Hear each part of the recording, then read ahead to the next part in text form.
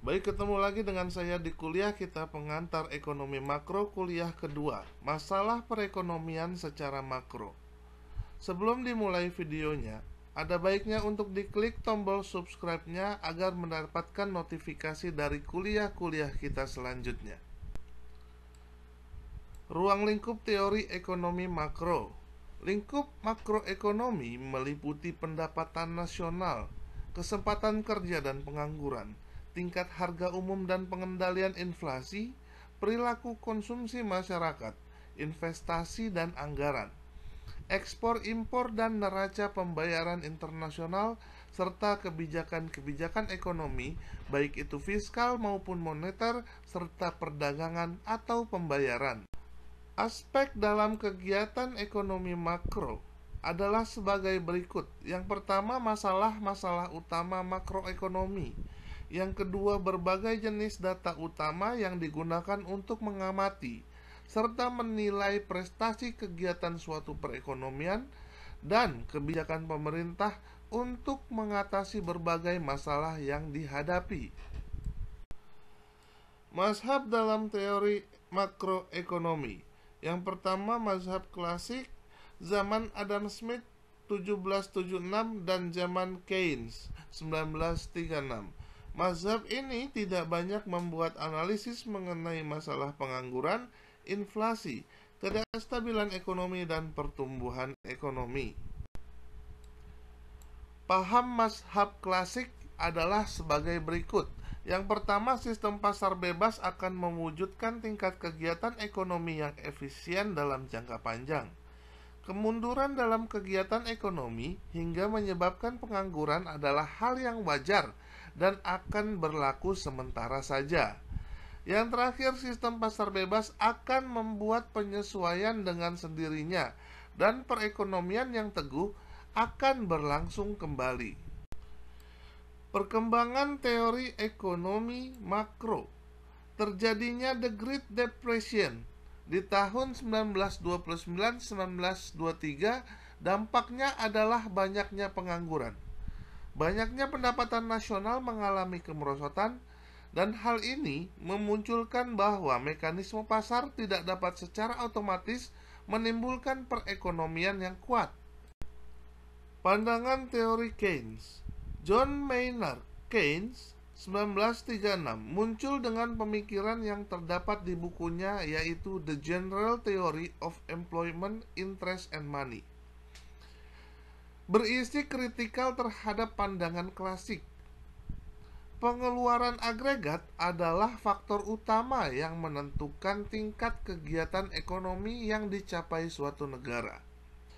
Sementara pengeluaran agregat adalah perbelanjaan masyarakat yang dipergunakan untuk barang dan jasa. Diperlukan kebijakan pemerintah untuk menciptakan tingkat penggunaan tenaga kerja penuh dan pertumbuhan ekonomi. Penentuan kegiatan ekonomi. Analisis makroekonomi menunjukkan bagaimana pengeluaran agregat atau pemerintahan agregat menentukan tingkat kegiatan suatu perekonomian dalam suatu periode tertentu. Komponen dari pengeluaran agregat adalah sebagai berikut. Yang pertama adalah pengeluaran atau konsumsi rumah tangga yang dilambangkan dengan C. Yang kedua, investasi perusahaan atau I. Yang ketiga, pengeluaran konsumsi dan investasi oleh pemerintah atau government spending, dilambangkan dengan huruf G atau G. Yang keempat, ekspor, tidak terlepas dari impor. Ekspor itu adalah X dan impor adalah M. Masalah utama dalam perekonomian adalah, yang pertama adalah masalah pertumbuhan ekonomi. Yang kedua, masalah ketidakstabilan kegiatan ekonomi. Yang ketiga adalah masalah pengangguran. Yang keempat, masalah kenaikan harga-harga atau inflasi. Serta kelima, merupakan masalah neraca perdagangan dan neraca pembayaran. Masalah pertumbuhan ekonomi didefinisikan sebagai perkembangan kegiatan dalam perekonomian yang menyebabkan barang dan jasa yang diproduksikan dalam masyarakat bertambah Hal ini disebabkan oleh faktor-faktor produksi akan selalu mengalami peningkatan dalam jumlah dan kualitas. Investasi akan menambah jumlah barang modal dan perkembangan teknologi. Masalah ketidakstabilan kegiatan ekonomi. Perekonomian tidak selamanya stabil dan teratur. Ada masanya mengalami kenaikan dan penurunan. Pergerakan dalam jangka waktu yang panjang dinamakan konjungtur atau siklus ekonomi atau life business cycles. Siklus ekonomi menunjukkan ekspansi dan resesi di sepanjang laju pertumbuhan pendapatan nasional potensial. Yang ketiga adalah masalah pengangguran. Pengangguran adalah suatu keadaan di mana seseorang yang tergolong dalam angkatan kerja yang ingin mendapatkan pekerjaan tetapi belum dapat memperolehnya. Penyebab utamanya adalah kekurangan pengeluaran agregat. Yang kedua, menganggur karena ingin mencari kerja yang lebih baik. Yang ketiga, perusahaan menggunakan teknologi modern sebagai pengganti tenaga kerja. Yang keempat, ketidaksesuaian antara keterampilan pekerja dengan keterampilan yang diperlukan oleh industri. Masalah inflasi. Inflasi adalah suatu proses kenaikan harga-harga yang berlaku dalam suatu perekonomian. Faktor penyebab inflasi antara lain tingkat pengeluaran agregat yang melebihi kemampuan perusahaan-perusahaan untuk menghasilkan barang dan jasa. Yang kedua, pekerja-pekerja di berbagai kegiatan ekonomi menuntut kenaikan upah. Kenaikan upah harga barang yang diimpor, serta penambahan penawaran uang yang berlebihan tanpa diimbangi pertambahan produksi dan penawaran barang. Kekacauan politik dan ekonomi sebagai akibat dari pemerintahan yang kurang bertanggung jawab. Inflasi biasanya berlaku lebih cepat daripada kenaikan pendapatan.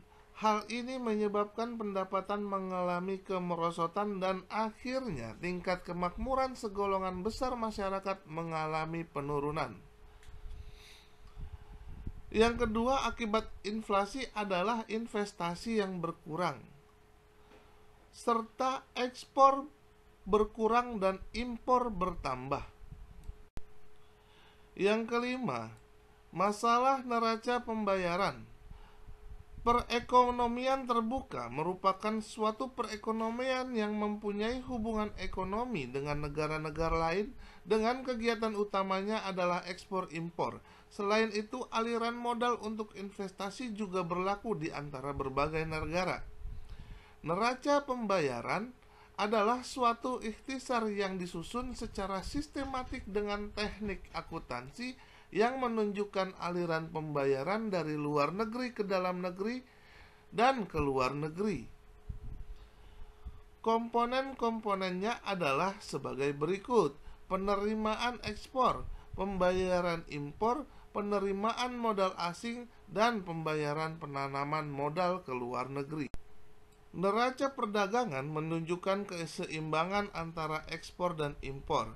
Apabila terjadi defisit, itu berarti pembayaran ke luar negeri melebihi penerimaan dari luar negeri, yaitu impor lebih besar dari ekspor, dan atau pengaliran modal yang terlalu banyak ke luar negeri.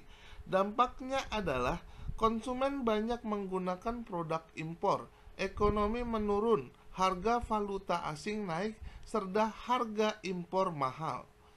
Yang kedua, munculnya masalah inflasi dan masalah-masalah pengangguran.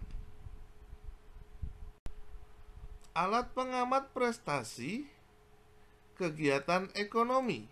Yang pertama adalah pendapatan nasional, pertumbuhan ekonomi, dan pendapatan per kapita. Yang kedua, penggunaan tenaga kerja dan pengangguran. Ketiga, tingkat perubahan harga-harga dan inflasi.